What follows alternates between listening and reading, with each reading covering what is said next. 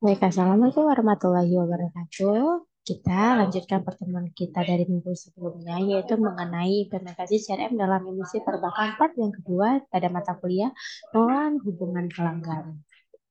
Ada beberapa keuntungan implementasi CRM dalam industri perbankan, yaitu yang pertama dapat meningkatkan loyalitas nasabah, yang kedua mengoptimalisasi pengelolaan data, dan meningkatkan efisiensi operasional.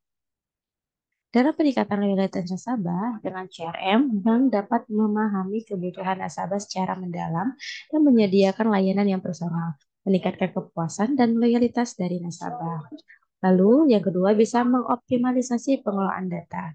CRM membantu mengorganisir dan memanfaatkan data nasabah dengan lebih efektif, memungkinkan bank untuk mengambil keputusan yang lebih baik berdasarkan analisis yang akurat. Lalu yang ketiga, dapat peningkatan efisiensi operasional dengan integrasi sistem CRM yang baik. Bank dapat mengotomatiskan sejumlah tugas dan proses, menghemat waktu dan sumber daya yang berharga. Lalu tapi ada beberapa tantangan implementasi CRM dalam industri perbankan. Yang pertama itu pengumpulan dan pemeliharaan data yang memadai. Yang kedua, pengaplikasian oleh karyawan dan integrasi sistem silo. Kita bahas dari yang pertama, yaitu tentang pengumpulan dan pemeliharaan data yang memadai. Pengumpulan dan pemeliharaan data nasabah yang konsisten dan berkualitas merupakan tantangan utama dalam implementasi CRM. Lalu, pengaplikasian oleh karyawan memastikan karyawan mengadopsi dan menerapkan sistem CRM dengan benar dan efektif merupakan tantangan yang harus diatasi dalam implementasi CRM. Lalu yang ketiga, integrasi sistem silo. Artinya integrasi sistem yang ada menjadi kunci untuk menghindari potensi silo data dan memastikan data yang digunakan dalam CRM adalah terpercaya dan terintegrasi. Proses implementasi CRM dalam industri perbankan terdiri dari beberapa tahapan. Yang pertama itu mulai dari perencanaan dan persiapan. Yang kedua, pengembangan dan penyesuaian sistem. Lalu yang ketiga, adanya pelatihan karyawan. Dari perencanaan dan persiapan yaitu dengan menentukan tujuan, identifikasi kebutuhan, dan perencanaan hal-hal atau langkah-langkah implementasi dari CRM. Lalu, tahap kedua yaitu pengembangan dan penyesuaian sistem. Membangun dan menyesuaikan sistem CRM sesuai dengan kebutuhan dan keinginan dari bank. Yang ketiga, mengadakan pelatihan karyawan. Nah, melatih karyawan tentang penggunaan sistem CRM dan mengunggah minat mereka untuk mengadopsinya.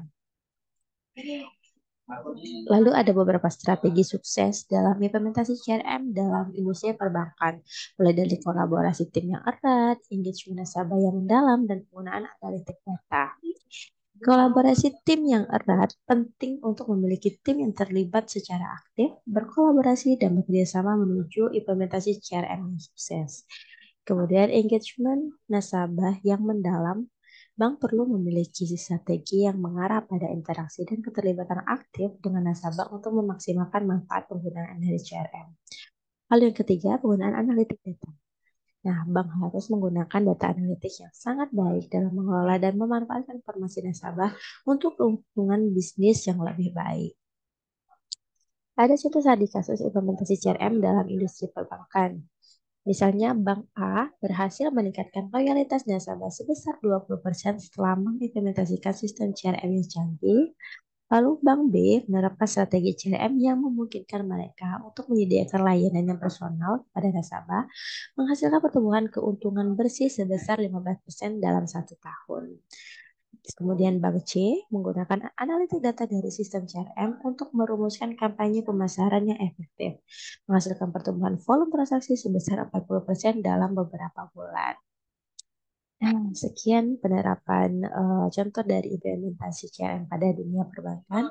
Kita akan lanjutkan pertemuan kita di minggu depan. Pada akhir ini, Assalamualaikum warahmatullahi wabarakatuh.